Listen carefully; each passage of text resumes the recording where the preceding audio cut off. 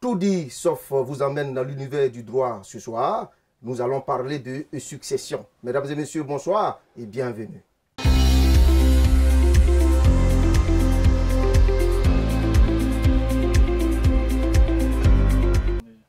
Maître Boubia Jojo Charles est notre invité. Il est gérant du cabinet GMMC, PME de courtage juridique.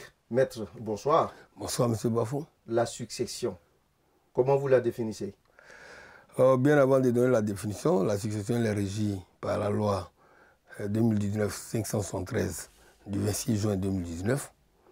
La succession, c'est une transmission d'un ensemble de règles à un héritage, on ne pas dire à des héritiers. Voilà. Pour être plus spécifique, il y a un ensemble de règles qui a été mis sur pied par l'Assemblée nationale qui ramène véritablement à comment gérer ce que le défunt a laissé sur terre. Maître, on ne peut pas ne pas parler de succession sans parler des crises qui en découlent. Oui, les crises, il y en a très souvent quand est-ce que le défunt, que nous on appelle en droit le décujus, c'est celui qui est mort, n'a pas pu préparer réellement sa relève. Sa relève, c'est dire quoi? Pendant que je suis en vie, je fais un testament pour ceux qui sont véritablement organisés. Parce qu'on ne sait pas quand est-ce qu'on mourra. Mais au demeurant, la personne, si elle n'a pas pu réaliser ces aspects, quand il a plusieurs épouses, il peut avoir 2 épouses, a plusieurs enfants, il peut avoir plusieurs enfants, même avec une seule épouse, mais où il n'y a pas d'entente, il n'a pas pu préparer les choses comme il se doit, automatiquement, il y a des crises qui naissent. Mais s'il a pris la peine de voir un notaire pour aller faire un testament, c'est plus facile, les choses se départissent. Maître, excusez, on va aller avec des cas pratiques. Okay. Un monsieur vivait avec 2 femmes et avec chacune des femmes, il a eu des enfants. Malheureusement, je dis bien malheureusement, il est décédé. Il n'a laissé aucun testament. Comment faire la répartition de ses biens, sachant qu'il était vachement riche? S'il y a 2 femmes, la première et la deuxième, elle, à mon avis, elle aura moins parce qu'on ne sait pas quand est-ce que la première a débuté avec son mari. Non, si c'est moi, on partage même chose, il n'y a pas à faire de ça. On partage même chose, là il n'y a pas de problème. Parce qu'il n'a pas marié quelqu'un légalement. S'il a au moins 2 ou 3 maisons ou 4 maisons, chaque femme a droit à 2 maisons avec ses enfants. L'autre aussi, même chose. S'il a 3 maisons, bon, chacune a une. Et puis la 3e maison, on donne aux enfants, on porte au nom des enfants. L'argent, si c'est 2 millions, si c'est combien de millions, on partage. Chacun doit prendre bien. Faut pas, je ne sais pas comment il va expliquer, mais tout le monde doit prendre bien. D'abord, aux enfants, aux mères, aux différentes mères, de se faire établir, de faire constater la mort de monsieur. Comment faire le constat de cette mort? Par soit obtenir un acte d'hérédité que va délivrer la juridiction dans laquelle il a été domicilié avant sa mort, ou soit un acte de notoriété. C'est l'un des 2 cas. C'est sur cet acte-là que va figurer le nom de tous les héritiers. À partir de ce moment, c'est le premier document qui fait office de succession. Sans l'existence de ce document, il n'y a pas de succession qui naissent. Et c'est à partir de ce moment que véritablement, s'il n'y a pas de difficulté, la répartition se fait de manière la plus équitable. Mais lorsqu'une difficulté naît, automatiquement, les enfants peuvent saisir un administrateur séquestre qui, par circonstance, va pouvoir gérer la succession jusqu'à ce qu'il y ait une union d'entente et la justice fera la répartition entre vifs. À partir de ce moment, les mères qui sont aussi, les enfants plutôt qui sont héritiers, pourront faire la répartition. Mais les mères ne font pas partie.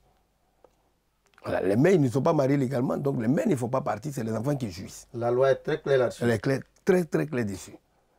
Voilà. La seule mère qui est considérée dans la succession, c'est celle qui est mariée légalement. Très bien, cela nous amène à parler d'un deuxième cas. Un monsieur était marié légalement avec une femme. Et avec cette femme, il a eu 4 enfants. donc des enfants issus de leur union. Malheureusement, on apprend, je dis bien malheureusement, on apprend après l'enterrement que ce monsieur avec 3 autres enfants hors mariage. Que dit la loi? Parce que la famille s'interroge, comment répartir les biens, sachant bien que les 3 enfants aussi réclament leur part d'héritage. Les enfants de dehors doivent avoir un peu, puis les enfants de dedans aussi doivent avoir un peu. Donc, c'est tout. C'est déjà arrivé, c'est déjà arrivé. Les deux, ils vont se comprendre pour accepter, pour faire partager les biens de monsieur.